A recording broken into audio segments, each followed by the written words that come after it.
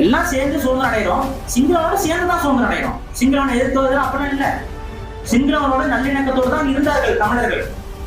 எல்லாம் சேர்ந்து சுதந்திரம் அடைகிறோம். நம்ம ஆட்களும் படிக்கிறாங்க, அவனும் படிக்கிறான். நம்ம ஆட்கள் தமிழ் மொழியில நல்ல, ஏன்னா நம்ம மொழி ஒரு வளர்ச்சி பெற்ற மொழிங்கிறதுனால நம்ம இதுல கல்வி என்பது கொஞ்சம் நன்றாக இருக்கிறது. அதனால நம்ம மொழியில பல கல்விகள் வந்து வெள்ளக்கால காலகட்டத்திலே மொழிபெயர்க்கப்பட்டிருந்ததுனால நம்ம முன்னோர்கள் ஈழத்தில் இருந்தவர்கள்லாம் தமிழர்கள் குறிப்பாக ஒரு படித்த சமூகமாக இருந்தார்கள். சிங்களவர்களுடைய மொழியில் அந்த அளவுக்கு சிறப்பு இல்லை. அதனால அவங்க வந்து அதிகமான இலக்கியங்களோ எதுவும் இல்லாதனால அவங்களுடைய கல்வி தராதரம் என்பது மிக குறைவாக இருந்தது.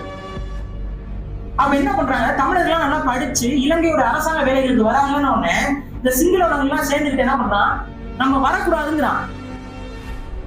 தமிழ் மொழியில் படித்த படிப்பு செல்லாதுங்கிறான். ஒரு மொழியில படிச்ச படிப்பே செல்லாத அப்படின்னா கொஞ்சம் யோசிச்சு பாருங்க. இதனாலதான் போராட்டம். அந்த போராட்டம் எனக்கு எடுத்தோடனே தனிநாடு கொடு அப்படிலாம் கேட்கல நம்ம ஆட்கள். ஒருவேளை அப்ப கேட்டிருந்தா கூட வெள்ளக்காரனே பிடிச்சிட்டு போயிடலாம் போயிருப்பான். நம்ம ஆட்கள் கேட்கல, பொறுமையா ஒவ்வொன்னா கேட்டோம். எனக்கு வந்து படிக்கிறதுக்கு உரிமை கொடுங்க, கொடுக்க முடியாது போராட்டம் பண்ணாங்க.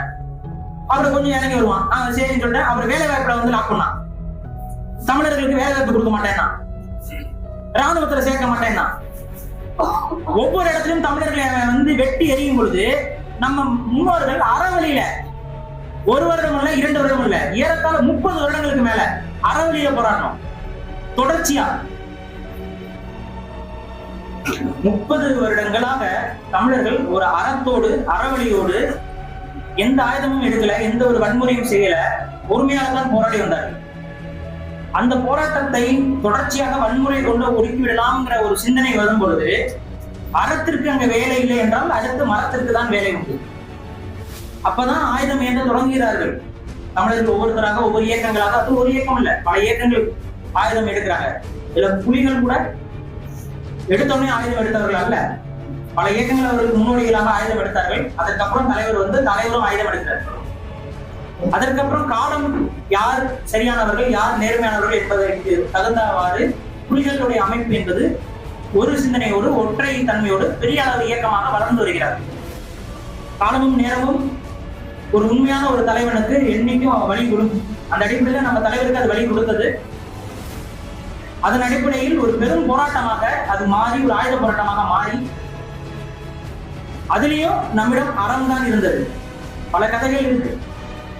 ஒரு கர்ப்பிணி சிங்கள பெண்மணி வந்து கேட்டுக்கொண்டார் என்பதற்காக ஒரு சிங்கள படை வீரனை வந்து நமது தலைவர் விடுதலை செய்தார்.